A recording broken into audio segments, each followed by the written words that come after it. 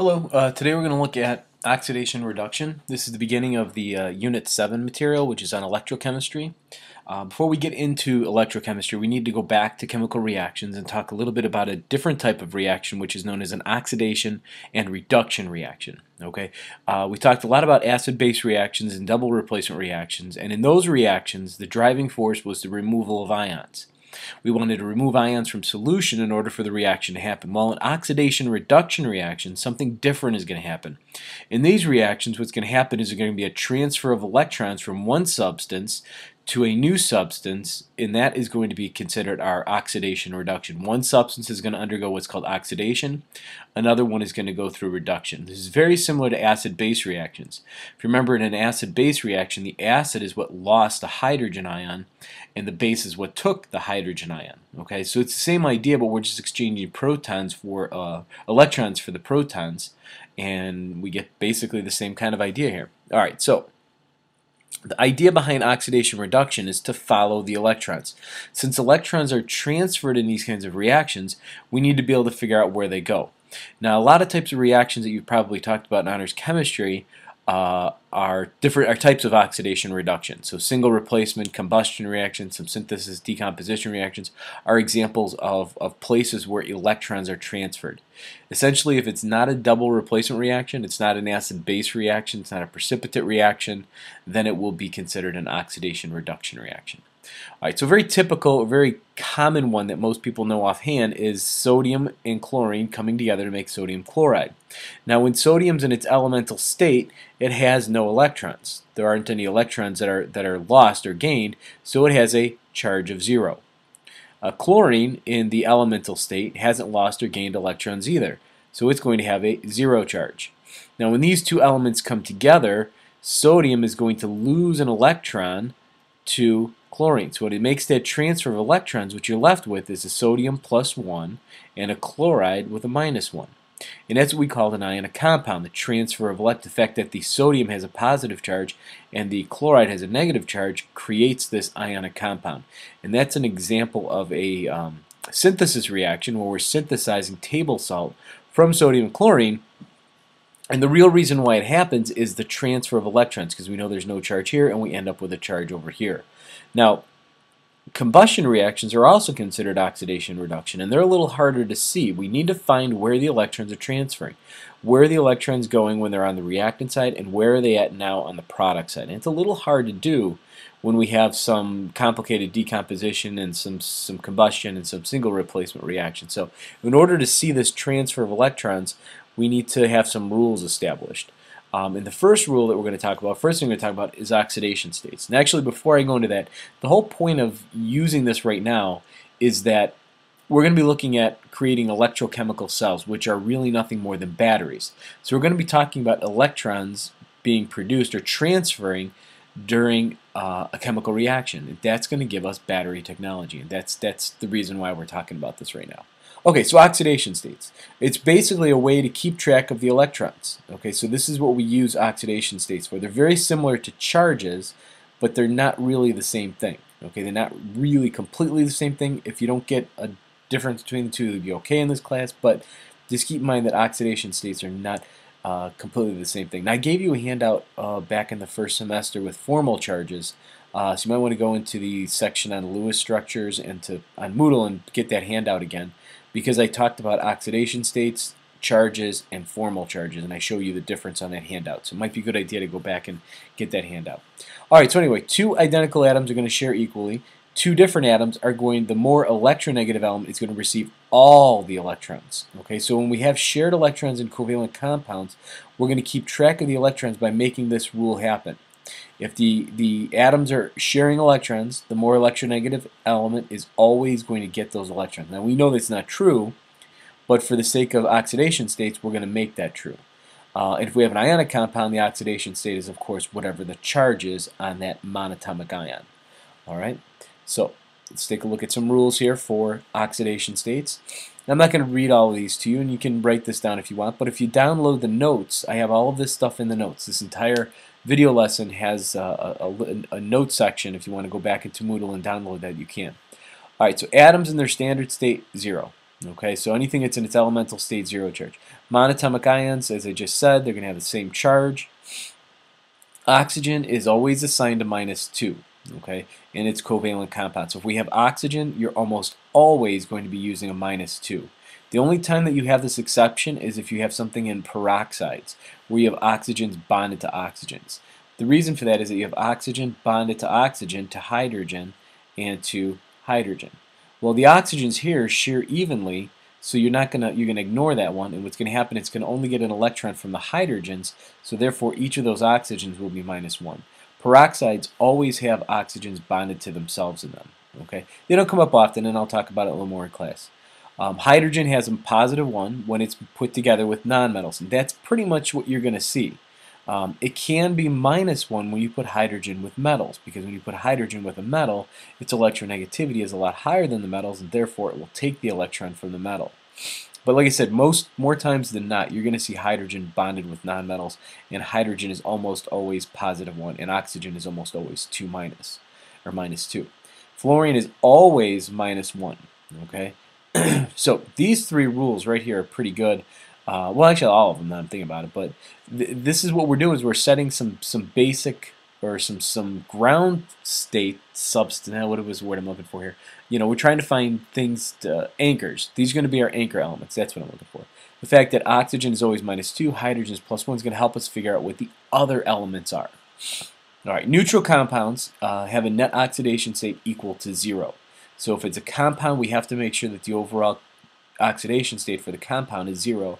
If it's an ion, okay, then it has to equal the charge of the ion. Okay, I'm going to do some examples and I'll show you what I'm talking about. Okay, so let's take a look at this.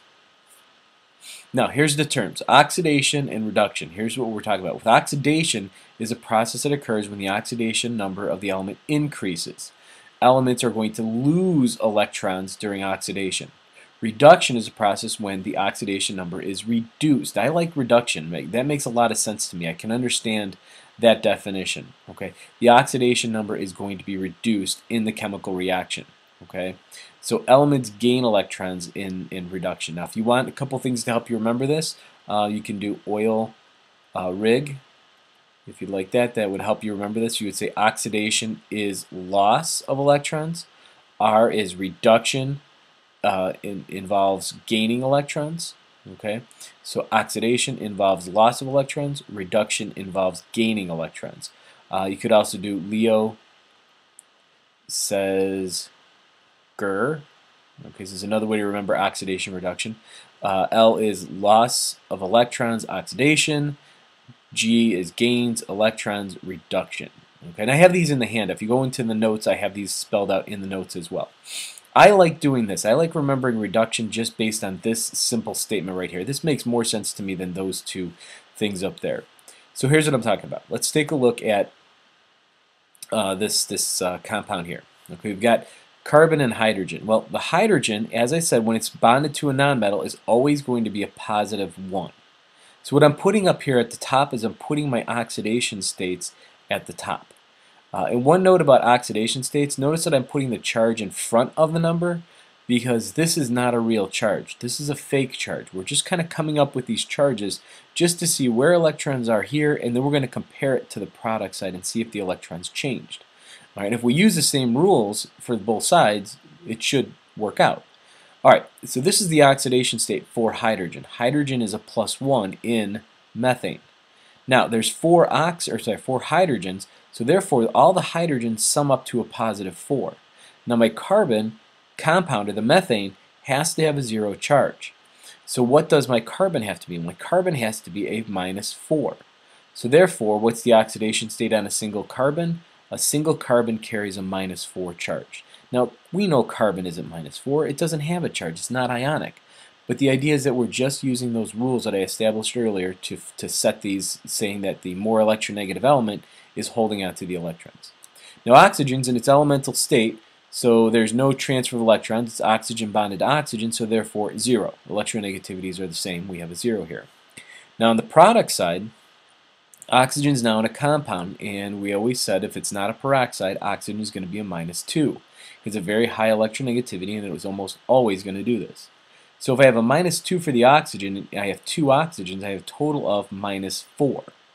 Now, if carbon switches from being bonded to hydrogen to now being bonded to oxygen, it's changing its oxidation state. It's going from a -4, you have to balance the charges so that the overall compound comes out to 0, and the individual charge on carbon is now a +4.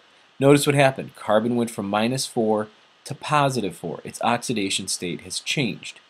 Oxygen went from a 0 charge to now being -2.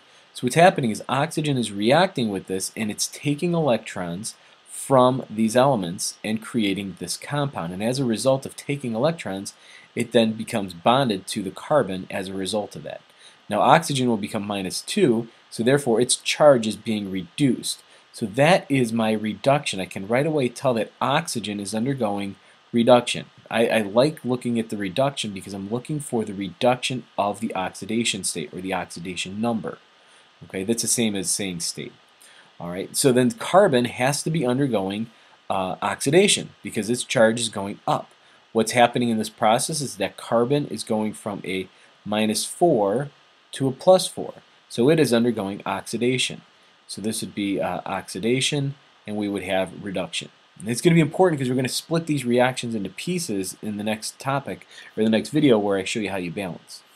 Okay, now over here, oxygen is -2, hydrogen is +1.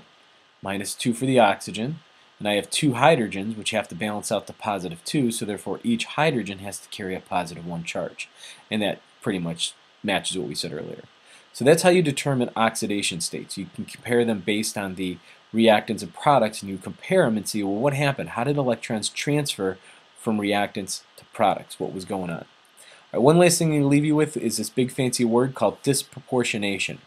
Sometimes what happens is you can have a single substance that undergoes both oxidation and reduction. Don't worry about these terms about oxidizing agent and reducing agent. AP is dropping those out. The idea is that one single substance is both oxidized, okay, undergoes oxidation and reduction, okay, and reduced. So one single substance goes through this. So let me show you the first example, and you can kind of figure out the second one if you want. -1 for oxygen in a peroxide, because we're in peroxides now, so this is hydrogen peroxide. You have O2 here, and this is most likely the only peroxide you're really going to ever see, guys, so don't freak out too much. So -2 because I have two oxygens, so +2 for my hydrogen, so of course hydrogen has to be +1.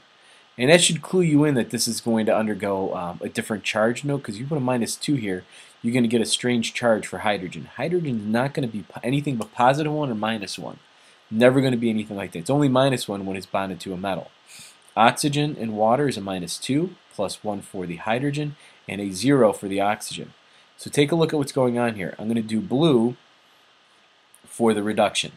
So what's going through reduction? Well, the oxygen is going from a -1 to a -2.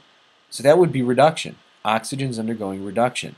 Now I'll do green, I'll do the oxidation. What's going through oxidation? Again, oxygen is going through -1, and it's going up in charge to 0. So it's going through both oxidation and reduction because it's both true. Notice the hydrogen doesn't do anything. It just moves as the oxygen makes this change. That's referred to as disproportionation. One substance, the hydrogen peroxide, undergoes both oxidation and reduction. Alright, so take a look at that for a little bit, and then watch the video on how to balance oxidation reduction reactions, and I will see you guys soon.